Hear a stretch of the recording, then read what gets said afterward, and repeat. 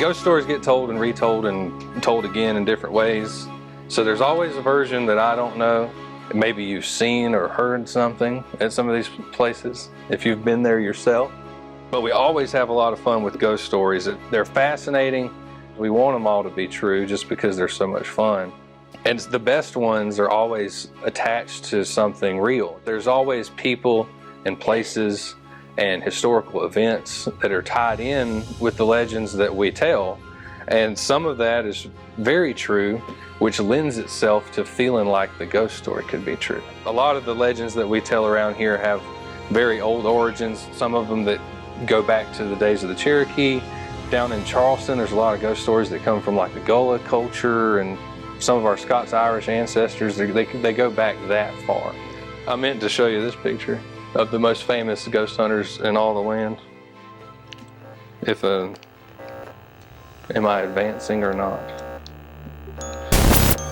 We're probably gonna have to call them here in a minute.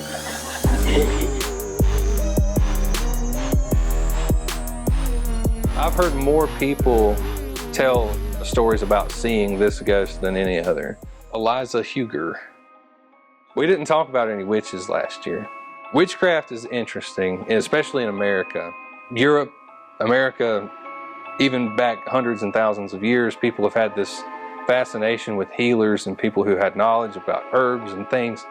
And we all know about the famous Salem witch trials where people would be tried for seemingly any reason. And I say people loosely, it was probably 99% young women who were targets of the trials. The other percentage that remained would be older women who lived by themselves out in the woods and did odd things and knew how to combine things especially for medicinal purposes. It's really a part of American history. It's also tied directly in with our American religious history too, because all of this is believed to have been driven by some connection with devil worship of some kind, and then people would be put on trial for something that they can't deny, because of course you say you didn't do something, or that's what a witch would say, then you're even worse off than if you just admit it. They were accused of these instances of witchcraft shared some commonalities. A lot of people point to a sort of mass hysteria that fed into communities that would lash out against innocent women as well. The truth of the cases is always really tough to discern. There was a lot of different examples too of using witchcraft in different ways, because it was such a part of the culture. There was a local reverend named James E. Glenn. He was a Methodist minister in the community of Cokesbury, and he had been having low attendance at church for several weeks in a row, and he wanted to see if he could drum something up. So he said he intended to kill witches, and he put this out throughout the whole community, news release, whatever you want to call it now. So everybody couldn't help their curiosity. They had to show up and see what he was going to do. The Reverend went on to draw pictures of his 3 witches, which he identified as Calvinism, Universalism, and infidelity. And he used the Bible verses, shoot holes in each of them in this fiery sermon. And Don Hurd's words were that thereafter his church hardly had an empty seat. Pretty common that you see the word witchcraft come up in state history, and we have some that are very local here. But there's a couple different stories attached to Old Stone Cemetery. So this is the cemetery that's attached to the church. It was first established as Hopewell Church in the 1780s. General Andrew Pickens, a leading force in establishing the church and one of the earliest Presbyterian congregations in our area. But the stone structure was constructed in 1796 after the original log building had burned, and they used field stones from the surrounding area. John Rush was the stonemason who helped to build the church that we now call Old Stone Church.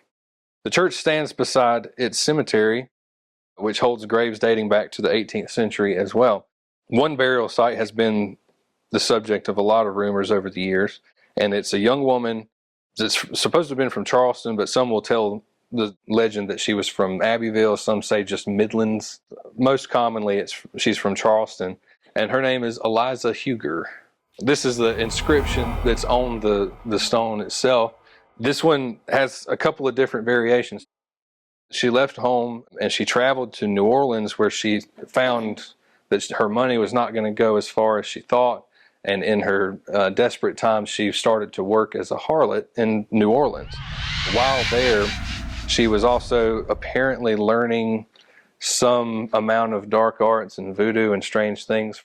And over time, her contact with her family grew less and less, and her brothers started to get worried about her, knowing that she was far from home. They weren't quite aware of what she was doing to keep herself up, so they decided that they were just going to go and try to find her.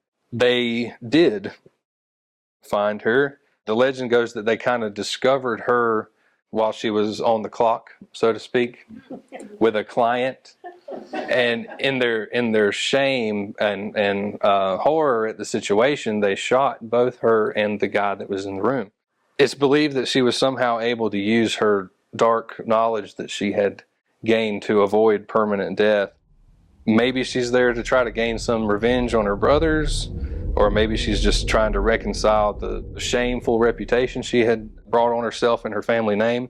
The girl's hometown refused to bury her there given the circumstances, so Old Stone Church somehow was wrapped up in agreeing to offer this place for final rest for her, under the condition that a stone wall be built around her grave, which you can see behind there is sort of enclosed altogether.